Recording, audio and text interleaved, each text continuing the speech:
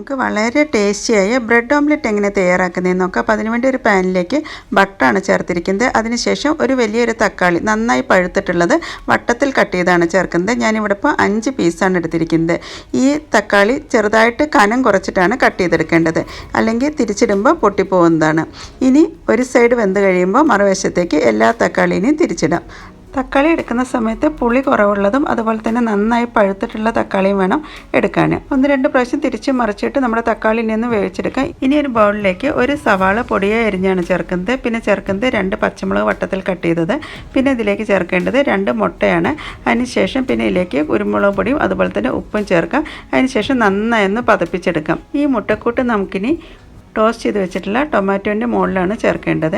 എല്ലാ സൈഡിലും ഈവൻ ആവുന്ന രീതിയിലാണ് ഒഴിച്ചെടുക്കേണ്ടത്. ഈ സമയത്ത് ലോ ഫ്ലെയിമിലാക്കാൻ പ്രത്യേകം ശ്രദ്ധിക്കണം. അതിനുശേഷം നമ്മൾ പൊടിയായി അരിഞ്ഞിട്ടുള്ള മല്ലിയിലയാണ് ചേർക്കുന്നത്.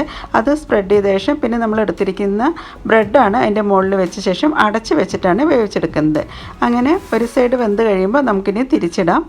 ആദ്യം മുട്ടയുടെ സൈഡ് ഭാഗമൊക്കെ ഒന്ന് ഇളക്കിയെടുത്ത ശേഷം വേണം തിരിച്ചിടാൻ. കെയർഫുള്ളായിട്ടാണ് തിരിച്ചിടേണ്ടത്. ഇനി ഇതിൻ്റെ മുകളിലേക്ക് നമ്മൾ ചേർക്കുന്നത് ചീസാണ്. ഞാനിവിടെ ഇപ്പോൾ പ്ലക്കിൻ്റെ ഷ്രെഡഡ് ചീസാണ് ചേർത്തിരിക്കുന്നത്. അതിൻ്റെ മുകളിലായിട്ട് അല്പം മല്ലിയിലയും കൂടി ചേർക്കാം.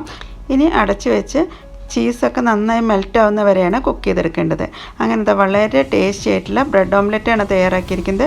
അപ്പോൾ കുട്ടികൾക്ക് ബ്രേക്ക്ഫാസ്റ്റ് ആയിട്ടോ സ്കൂൾ വിട്ട് വരുമ്പോഴൊക്കെ കൊടുക്കാൻ പറ്റിയിട്ടുള്ള നല്ലൊരു ടേസ്റ്റി ആയിട്ടുള്ള ബ്രെഡ് ഓംലെറ്റാണ് തയ്യാറാക്കിയിരിക്കുന്നത്. അപ്പോൾ എല്ലാവരും ഈ ഒരു രീതിയിൽ ട്രൈ ചെയ്ത ശേഷം ഫീഡ്ബാക്ക് തരാൻ മറക്കരുത്.